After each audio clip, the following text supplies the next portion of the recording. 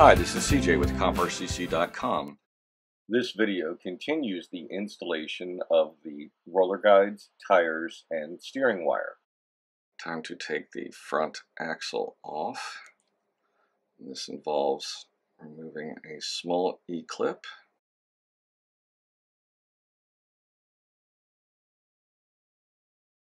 As you can see, it has ball bearings on either side.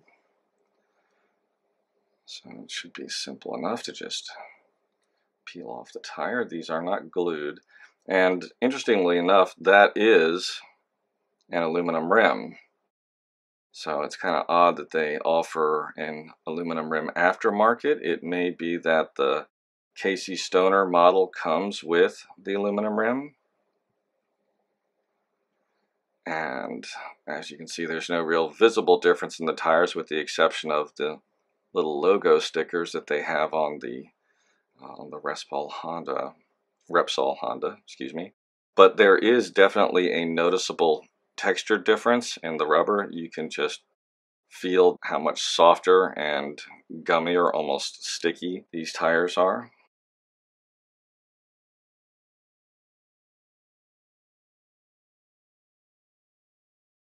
Just kind of work your fingers around it so there's no bulges. Make sure that it's even all the way around because it is so soft. When I first put it on, there was like more tire at one side than the other from stretching it over. And watch out because these itty bitty little bearings can drop out on you, and those are about the smallest bearings I've ever seen. They don't even have a seal on them. They are so small. In fact, I am really tempted to put a little bit of light oil on each of these before I reassemble.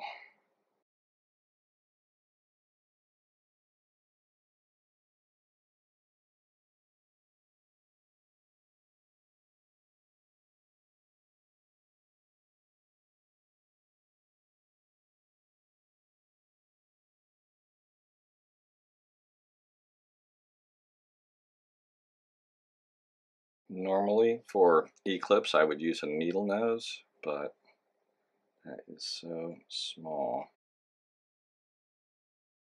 A pair of tweezers work just fine. If it focuses in, you can see just how tiny that little E-clip is.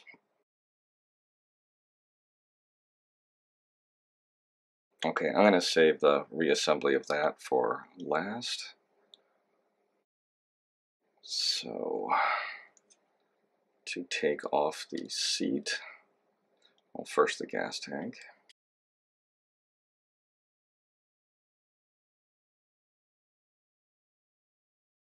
This little plug here is for the rear motor, so if you, the motor should be right behind this little round feature on the swing arm. Once the seat is off, you could probably get at the rest of the wire loom for that.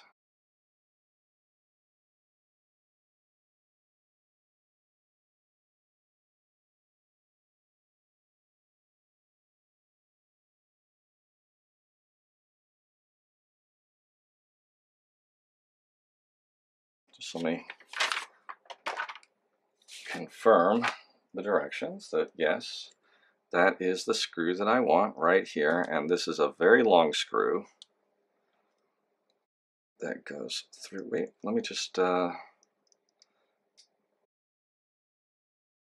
the directions here show an exhaust tip that goes up by the seat. That's obviously a different model.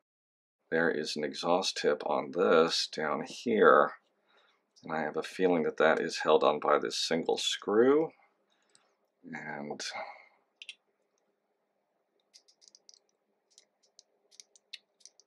is it going to let me take that off separately?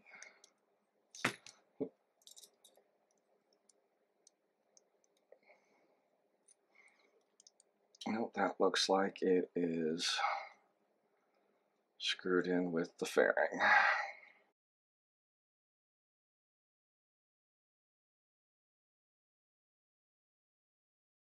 I'll just leave that out for the moment. And here goes the long one. And as I said, a very long, very thin screw. And that links both sides of the swing arm. You know what? I'm going to go ahead and take off the fairing. It's a little difficult to get the circuit board back in place properly, but what the heck. Besides, that way you're going to get to see the inside of the motorcycle. Now, take note of all of the screws I have taken off so far on the body are the same size. There is one screw that is longer, and that is the front screw at the bottom of the fairing.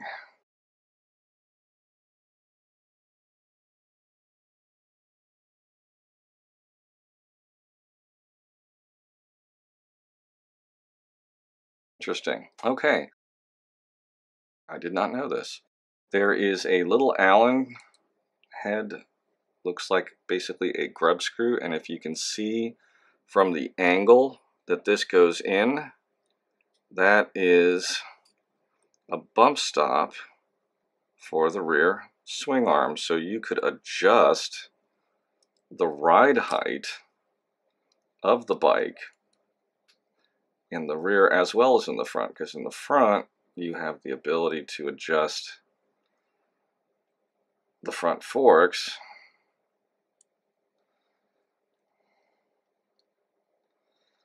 and there's also a screw here, right here, and that also adjusts the amount of influence that the rear spring has, how tight it is. It's like preload adjustment, so you can loosen that or tighten it to make that rear suspension stiffer.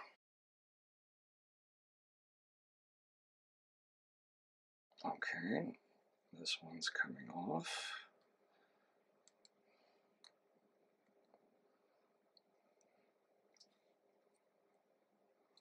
You just have to kind of lift the rear fender out of the way.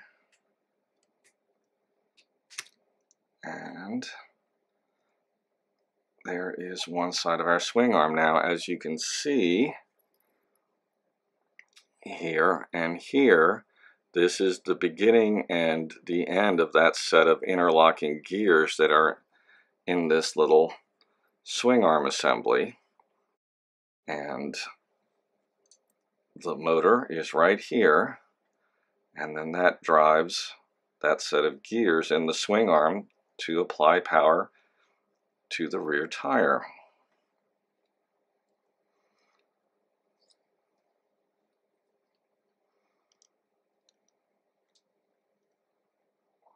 And you just kind of wiggle this off, and there we go. So there is our gyro, and as you can see, there's the rear wheel that the gyro fits into.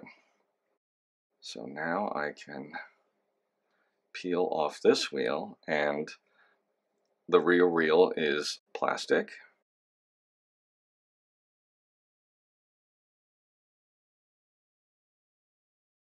I need to make sure that little stack of washers goes back in.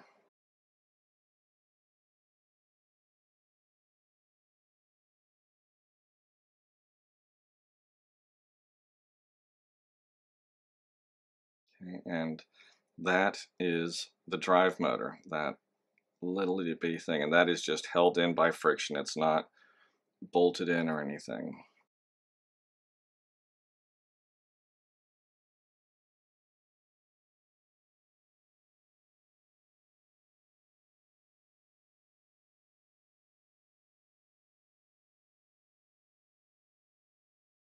Make sure that no wires are caught. There's a very small gap in the swing arm where the wires come out. Make sure all of them are tucked in there before you push that down tight.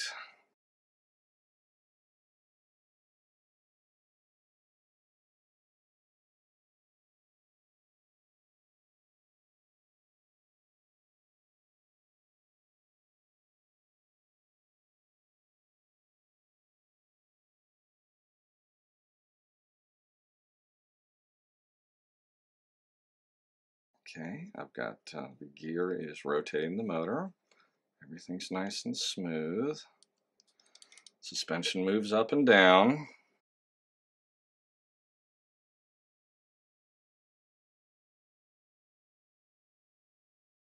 I'm going to make a slight adjustment to the spring. Now that I've got the fairing off and I can actually see the angle that the spring is sitting at.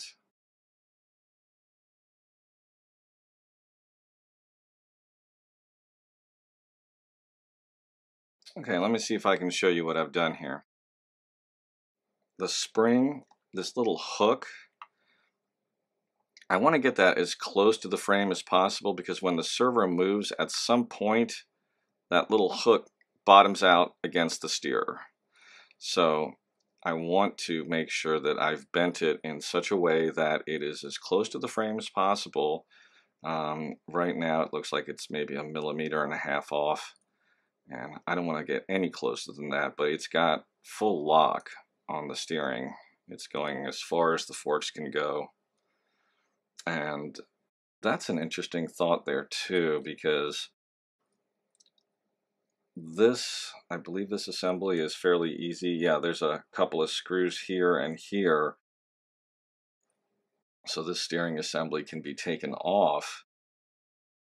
Potentially a little bit of material could be filed off of the forks to allow the wheel to get a sharper angle and thus do more radical snap moves if you needed to. So once the bike is like deep in a turn, you needed to stand up quickly, being able to kick that wheel a little bit more and flip the bike back up again. That might be worthwhile. I'm going to have to research online. I wouldn't be surprised if some of the racers over in Europe or Japan do that. That actually looks like the antenna, I would bet. There's a wire right here in a little sheath that just comes out to the end and really doesn't go anywhere.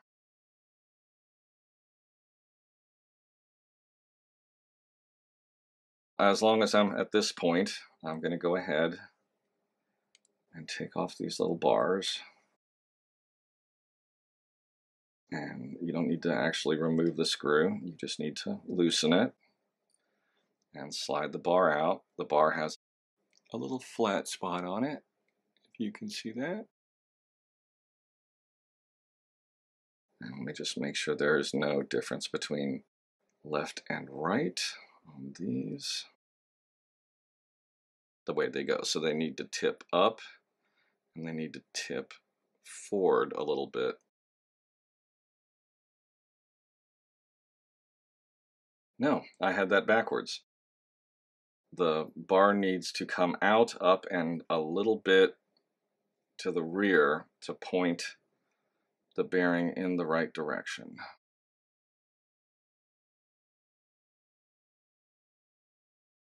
So I just want to show you the difference between the way the little balls look and these little bearings. The bearings have a little bit of a kick backward. When the bike gets laid down, that little bearing is going to be pointing off and into the turn. To take these off, you really don't need to turn that screw very much. You just need to loosen it a little bit, because even though it's a Phillips head, it's basically acting like a grub screw on the plastic frame to hold down against that flat spot. So we are just about done with our modifications.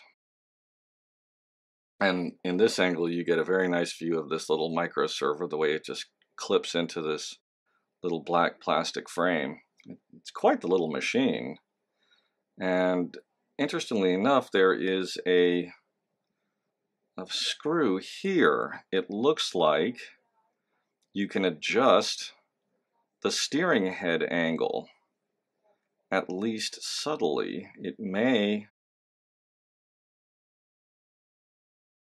That would have interesting possibilities too. Again, that would go to stability versus handling. The less rake, in other words, the steeper the angle of the front fork, the less stable it is, but the more reactive it's going to be. The more rake that you put into it, the shallower that angle, the more stable the bike's going to want to be. Just like with a bicycle, you know, that you can ride with no hands, it's because the front forks go down and curve out, and there's a certain amount of rake built into the frame.